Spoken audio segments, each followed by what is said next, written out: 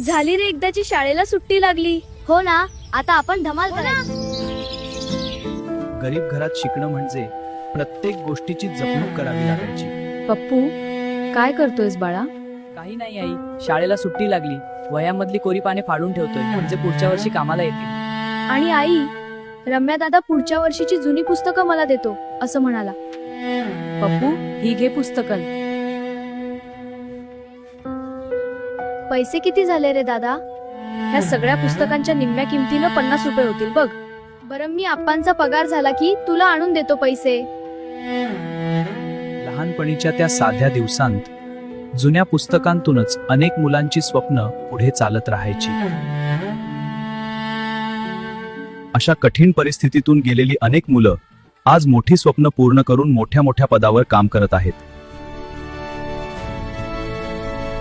असे दिवस, अशी परिस्थिती आणि अशीच लहानपणीची स्वप्न तुमच्यापैकी कुणी कुणी असा अनुभव घेतला आहे का? असल्यास कमेंट करून नक्की सांगा.